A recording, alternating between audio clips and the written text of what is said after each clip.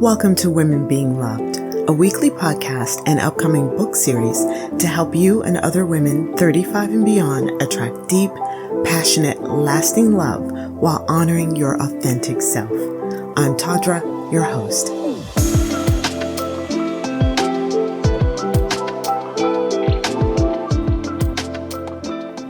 Hello, lovelies. I'm so glad that you're here with me today to spend some time. Last Thursday was my birthday, Leo baby. Shout out to all my fellow Leos in the house. So I did not have an episode. I am back in the city now, Berkeley to be exact, California, and I love it here. It's really starting to feel like home, so I'm hoping that we can settle here at least for a while. It has, however, been a little bit hard to record my podcast because of all the construction noise around in the neighborhood. And they start early, y'all. So anyway, I am trying to work around that, be consistent, figure out maybe a different recording schedule. Please be patient with me. This week, I have been working on my book called Love Will Find You, and it's a collection of love and life stories that are based on conversations and interviews that I have had with women who discovered their best and most fulfilling and lasting love at 35 or later. And when I say later, I mean throughout their 40s, their 50s, their 60s. One woman who's in the book, she found love at 82. And so I'm excited about sharing those stories with you. I had planned on having the book completed by September, but I have some other things going on that I will share with you next week that may, I'm not sure, push that date back just a little bit. Anyway, while working on the stories, I sometimes like to look at similarities between the women's experiences in the book and also how their experiences compare to my own. And I have found some interesting overlaps. Two repeated experiences that women mentioned that I want to talk about today, I have dubbed The Moment and Time Stood Still. So let's do the moment first. A lot of women discussed a definitive time where it was like, oh my God, I love this person. Like it just snuck up on them from behind and sort of smacked the breath out of them. My husband says he knows the exact moment I fell in love with him. So there is a story, but it's more his story than mine to share. It's kind of the backstory. And so I can't get too deep into that part of it, but I can tell you this. In the early days, I learned from a mutual friend of ours that Paul had did something for his recently exed girlfriend while they were still together that honored her and acknowledged something that was important to her and in turn was a big sacrifice for him. So I learned this from a friend. A little while later, when I was with Paul, I asked him about it because it was a really significant thing. And I wanted to really understand why he did it. I wanted to know, was there an end game for him? Like, just, dude, what's the story? And I remember he simply said, we were eating dinner, well, actually cooking dinner. And he simply answered, because I loved her. Like that was it, because I loved her. And he's absolutely right. At that moment, for me, it was game over. I couldn't even hide it. I just was like, oh my God, right? And again, we were not dating yet. We were still just friends. So after he said that, there was this awkward moment of the two of us just holding each other's gaze and me trying so hard to pretend that my heart wasn't a mess. But he saw it. Like it was all over my face. I was not doing a good job of hiding it at all. He was gracious. He did not call me out. He did not mention it. I didn't find out till much later that he knew. He was like, oh yeah, I knew. It was really obvious. Many of the women in my book shared that they too had an oh my God moment with their now husband, wife, partner. I want to share some of those with you, but I have to give you just a little bit of backstory so you know the context. So the first one, a woman named Jean, she had married her college boyfriend, so she had really never been out there on the dating scene. But at 48, she was single again. And so she was seeing this really sweet guy named Ethan, and they had been seeing each other for several months. He had told her that he loved her, but she hadn't said it back yet. She said she didn't feel healed enough to do that. The two of them worked in New Orleans, but they did not live in the city. I think that's enough backstory. So moving forward, Jean and Ethan had driven to Alabama for the weekend, and the year was 2005. Jean told me, quote, "The two of us sat on the sofa and we watched the levees break around New Orleans. I was shocked and sad and worried, but Ethan's devastation was palpable. In his face, I saw his deep caring for a place and a people. I saw how much pain he experienced watching the loss of lives and homes and livelihoods. It was unbearable. I reached out to hold him. It was then that I began to fall in love with him." Such beautiful insight into this man's character. Let's do another one. This is Kate and Chris. Kate had been playing the field, just enjoying life, being with men again after a 15-year marriage to a woman and then divorce. So Kate wasn't really looking for anything serious, but then Chris came along and turned everything upside down.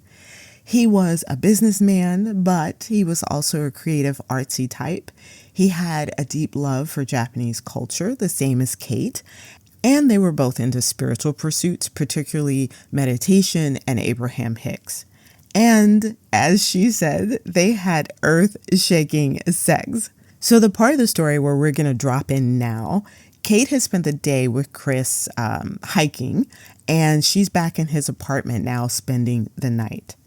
Kate said, "Everything about this man was resonating with me in a way I hadn't anticipated. That night, back at Chris's apartment, I fell asleep in his arms, but startled awake several hours later. Something had frightened me. I looked around the darkened room, but there was nothing out of the ordinary. And then I realized, oh, it was a thought that scared me. I'm falling in love with this man." I crawled out of bed, dragged the blanket with me, wrapped it around my shoulders. I slipped onto the patio. I eased into a chair. Under the sparkling lights of the bay and the tiny muted glimmers of stars, I asked my father to sit with me. My dad had died a few years prior, and I'd often felt his presence. "Hey, Dad." I waited until I felt him there. "I think I'm falling in love with this guy. What do you think of him?" A few moments later, I heard my father say, "He's a good guy." That's a sweet one. I love that one. There are others in the book, but those two really made me tear up, and I wanted to share them with you. So let's move on to time standing still. So many women mention this. It's kind of crazy. It's like when we're falling in love, time is elastic. Let's look at some fun stories that illustrate this. Lori and Brandon had been friends. Are you seeing a pattern here? The whole friends to more stories. And they were both business owners in the same town. Lori had been trying to fix Brandon up with a girlfriend of hers because Brandon was newly divorced. Lori was like, "He's a great guy.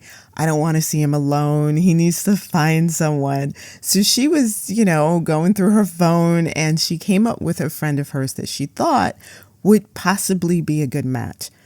The three of them went out to dinner, and it was immediately obvious that there was no chemistry at all between Brandon and this other friend. So now they're getting through this dinner together, and afterwards, Brandon asked Lori if he could come over and see her new house. She had recently bought a house, and he hadn't seen it yet. Remember, these two are just friends at this point. So she brings him back to the house, and this is what she shared for the book. We went back to my house and I walked Brandon through each room, pointing out my favorite details, especially the cozy bay window seating in the living room and the original wide plank floors in the primary bedroom. Brandon complimented my style and use of color, although I still had some touches to add. He noted how well the space would host dinner parties, something I was already considering. When the tour was done, I offered him a drink. The two of us curled up on opposite sides of my sofa with glasses of Malbec and picked up where we'd left off at the restaurant. We covered everything from business strategies to travel destinations to our favorite movies. It was exhilarating. I can't tell you how many hours passed. There's the point. I can't tell you how many hours passed, but it felt like a few minutes. Finally, Brandon said, "I should go. I need to meet with a client tomorrow." I looked out the bay window and saw the sun waking up. I think it is tomorrow. Ah! Before we do one more, I want to thank my sponsor today, which is Imburger Media, my husband's company.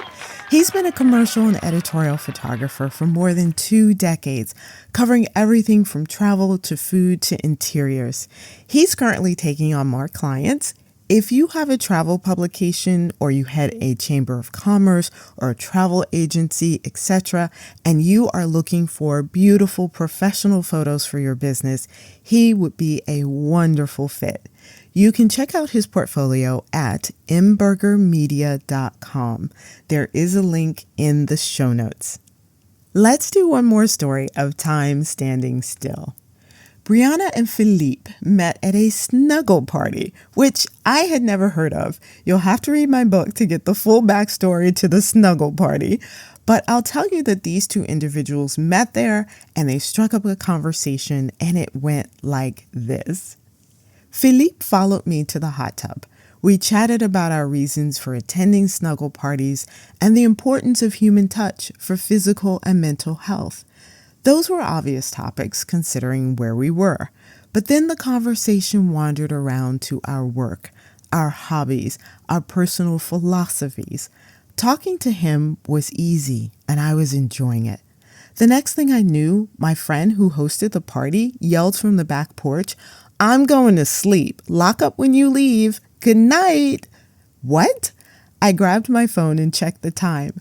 11 p.m. Philippe and I had been talking for 6 hours in a hot tub. Something was happening.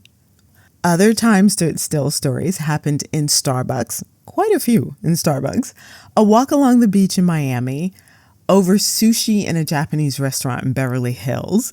Several women told me about coffee shops closing, kicking them out because they'd been there for endless hours talking.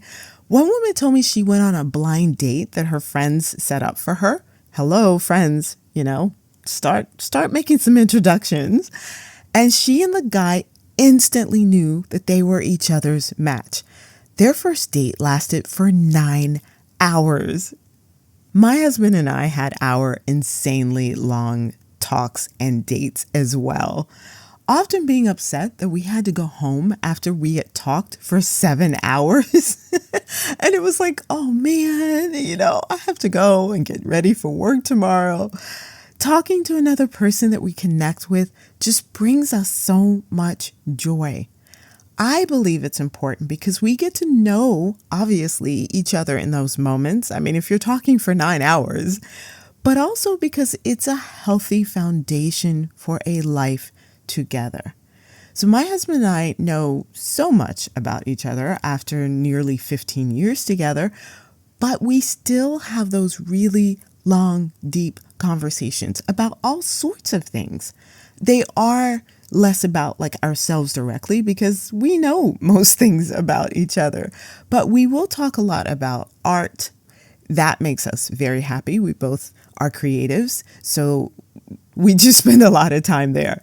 We also talk about things in the world that are upsetting us, and are there things that we can do to counteract those things? How do we carry ourselves in our daily lives to bring joy to the world, to make other people's lives better instead of adding to all of the heaviness that we all feel a lot of times.